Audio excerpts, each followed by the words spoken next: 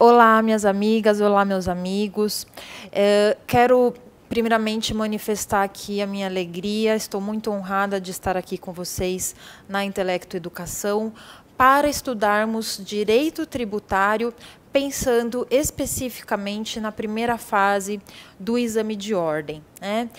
Direito tributário é uma matéria que muitas vezes alguns alunos mostram que tem uma certa dificuldade, outros se apaixonam pelo direito tributário logo lá na graduação, no início, mas, sem dúvida nenhuma, é uma matéria importante para a sua aprovação no exame de ordem, que é o nosso objetivo aqui. Pensando nesse objetivo, nós vamos estudar essa matéria pensando naqueles temas, obviamente, que são os mais cobrados pela banca e de forma objetiva. E, novamente, então, pensando nessa objetividade, pensando no objetivo de levar você até a sua aprovação, o que a gente pensou? Em fazer resolução de exercícios, em ir diretamente aos pontos da Constituição, do Código Tributário Nacional, jurisprudência do STF, do STJ, na medida em que os julgados vêm sendo cobrados, bem como as súmulas. Nesse aspecto, o que eu gostaria de mencionar para vocês? Professora, que livro que eu posso ler para me ajudar a entender melhor o direito tributário aqui, pensando na primeira fase da OAB?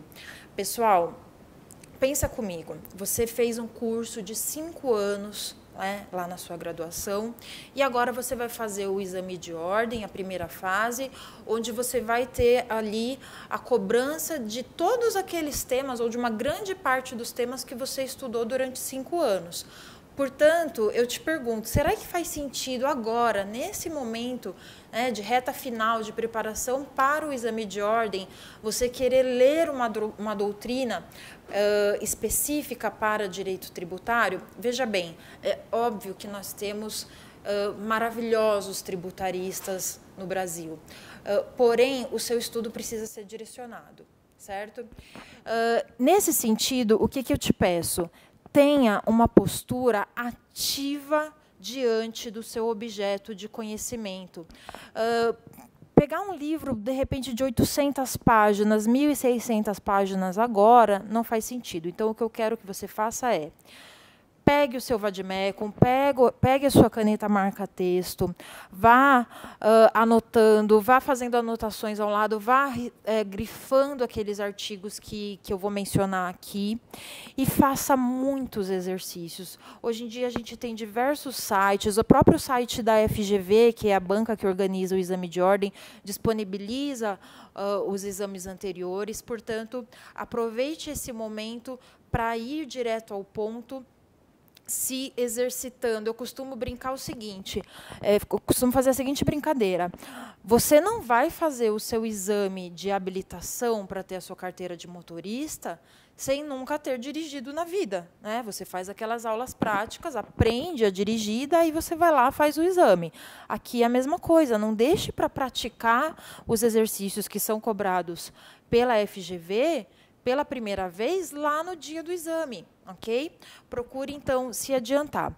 Sem mais delongas, sem mais demora, vamos, então, começar a tratar de um assunto aqui, que é um assunto que, geralmente, vocês começam, é o primeiro tema que vocês começam a estudar lá na graduação, que são as fontes, né? Esse nosso primeiro tópico vai, então, dizer o seguinte: como é que surge o vínculo jurídico entre o Estado, entre o fisco, de um lado, e o cidadão, o contribuinte, de outro lado, né? Como é que eu consigo afirmar, como é que eu consigo saber que alguém realmente é um contribuinte? Como é que eu consigo saber que aquela pessoa se tornou devedor de um determinado tributo, né? Primeira coisa que a gente precisa ter em mente é que a doutrina vai dizer que existem as fontes materiais e as fontes formais. As fontes materiais são aquelas situações fáticas, são as pessoas, são as empresas, ou aquilo que a doutrina chama de fontes reais, os pressupostos de fato que originam a obrigação tributária. Portanto, pense o seguinte, no momento em que você trabalha e você recebe o seu salário, aquele seu salário, por exemplo, é um fato que, por originar uma renda para você, faz com que o fisco possa exigir de você o imposto sobre a renda, né, o imposto de renda. Porém, o que eu quero tratar aqui com vocês não são essas fontes reais, não são essas fontes materiais. O mais importante aqui para a gente nesse momento é o que a doutrina vai chamar de fontes formais. O que são essas fontes formais? São aqueles veículos que introduzem a norma tributária. São aquelas previsões jurídicas, aquelas previsões legais que, uma vez tendo sido produzidas pelo nosso legislador, aí sim vão criar obrigações tributárias, ok? Então, quais são as fontes formais do direito tributário? Nós temos diversas fontes, né? Eu coloquei aqui para vocês, no material que vocês terão acesso, uma lista, um rol de fontes formais, fontes que no nosso direito, o direito brasileiro, reconhece como fontes do direito tributário.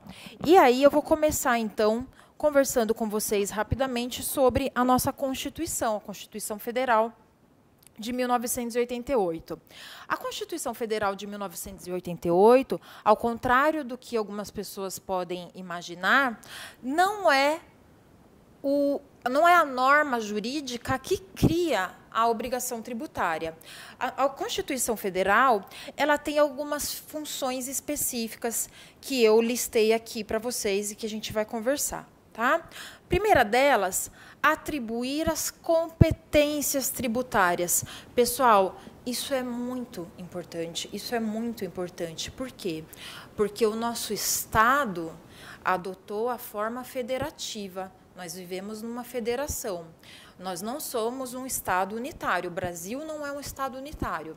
Isso significa o seguinte, cada ente federativo, portanto, o Distrito Federal, os municípios, os estados e a União, tem ali dentro do seu âmbito de autonomia as suas respectivas competências tributárias. Então, por exemplo, por que não existe um IPTU estadual? Por que quem manda aquele boleto do IPTU para você pagar todo ano é o município? Porque a Constituição Federal atribui aos municípios a competência para a instituição do IPTU. Esse é um exemplo aqui de atribuição de competência tributária estabelecida lá na nossa Constituição. Em segundo lugar, a Constituição vai dizer qual que é a forma de exercício dessas competências. Por que tem tributo que eu tenho uma lei ordinária? Por que tem tributo que tem que ser criado por lei complementar? Enfim, o que é que aquele ente federativo precisa fazer, como é que ele precisa se comportar perante aquela competência que a Constituição Federal lhe atribuiu. Em terceiro lugar, os princípios e limitações ao poder de tributar. A gente vai estudar isso aqui, né, esses princípios, esse tema que é tão importante.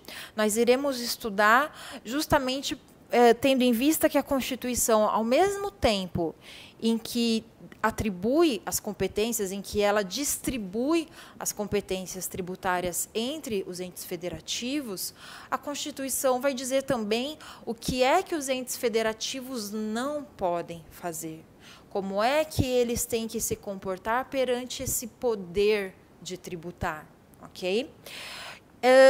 Em quarto lugar, aqui, letra D, nós temos a previsão das espécies tributárias.